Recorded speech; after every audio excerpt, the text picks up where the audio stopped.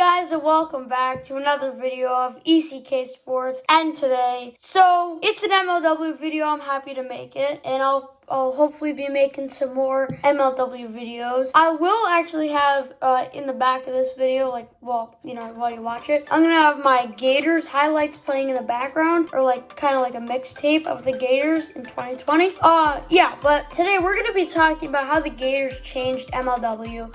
I'm gonna be going over 3 reasons. I'm going to include a bunch of stuff. And without further ado, let's get started. Alright, reason 1. Further showing how pitching wins in MLW. We have seen time and time again with Wiffle ball, not just MLW, that pitching wins, and it does in MLW too. You saw this year with their highest batting average was 265 by Brendan Jorgensen. Now, not saying that's bad, but that was the second worst out of all the teams, and they still won the championship. Their home run leader had 3. Now, not saying that's bad, but that's the second worst of the Mallards. Some of the most popular stats for batters, home runs and batting average, they were bottom 2 in. Their OPS leader, Chris Cheetam, was last among team leaders in OPS. Again, a very good offensive stat. Now you're probably like, well, how did they win the World Series? Keyword, pitching. Last year, Chris and Jorgensen were hot, series in, series out, game in and game out. Chris in 21 innings had 50 Ks, a 1.29 ERA, 13 hits allowed,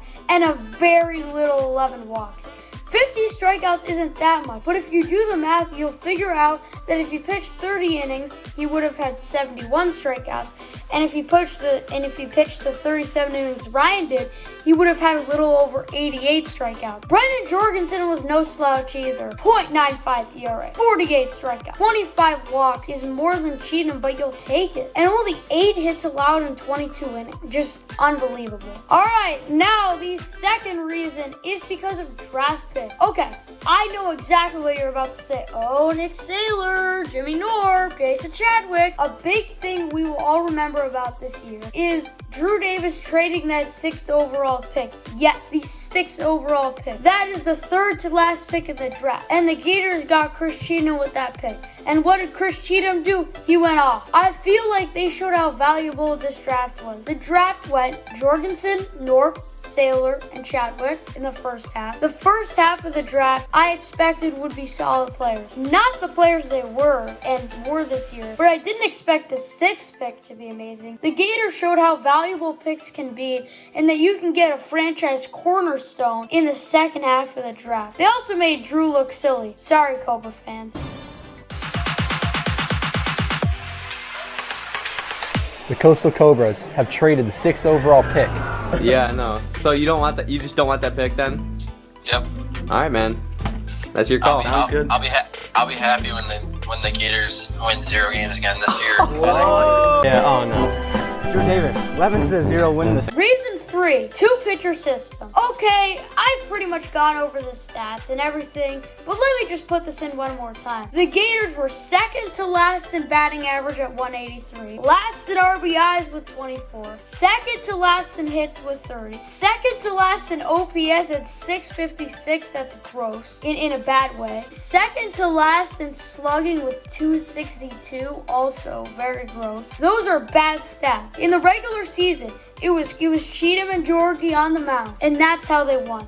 They got the occasional homer from Cheetam in the first 3 series, and they got hits from Georgie. A 1.29 ERA for Cheetam and a 0.95 ERA for Georgie is how they won 8 games. Simple as that. Also, Szerlag was awful. 0.98 batting average, 38 strikeouts, no homers, and people might want to shut their ears for these 2 stats. 118 slugging and a 496 OPS. Again, pitching! Now, if you look at the playoffs, you see how they won. First of all, Szerlag was still terrible in the playoffs with a 496 OPS. The numbers that had them win the World Series: Cheetam, 0.64 ERA, 6 home runs, and 1,400 OPS. You're probably like, why are you listing hitting numbers? Many of these hitting numbers show how much they relied on their pitching. Here's the thing. Georgie locked down the first series versus the Diamondbacks. Then he started to struggle versus the Eagles. They brought in Cheetam, and Cheetam did great. Start off the Cat series, Georgie wasn't good. So you bring in Cheetam, he wins you the World Series. Many people talk about number 2 pitchers. They bring up Jonah Heath, Liam Jackson, Trevor Bonham, Clayton Price,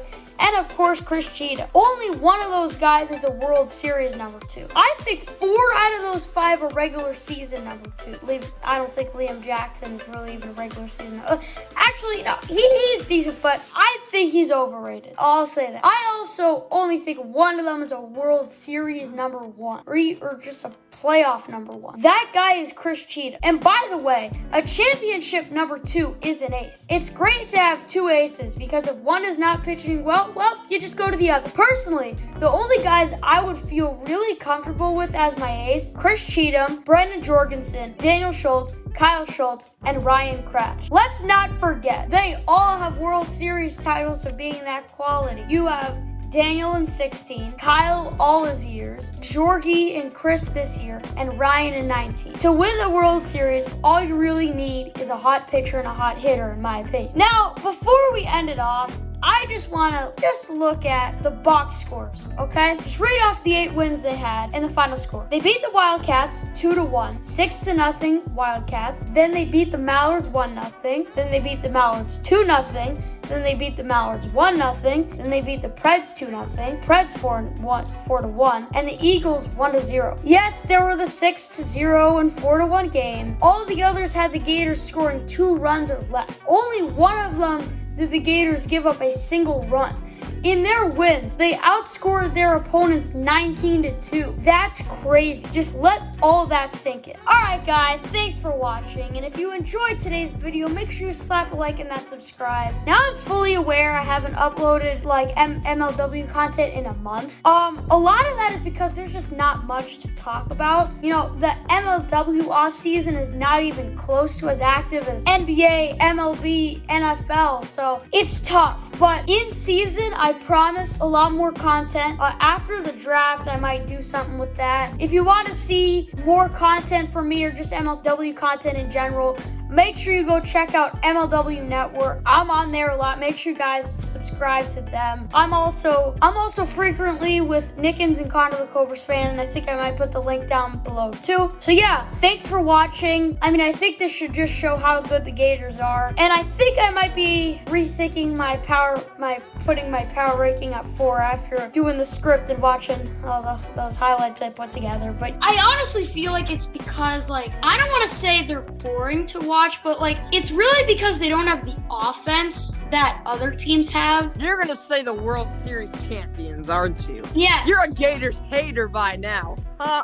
Here's the thing though, it's just like, I don't know. Yep, I'm putting the Gators at 4. Okay. And by the way, I have them going 8-7 as well, with the draft pick. Or they don't have a draft pick, Yeah. so 8-7. Yeah, see you guys next time. Peace.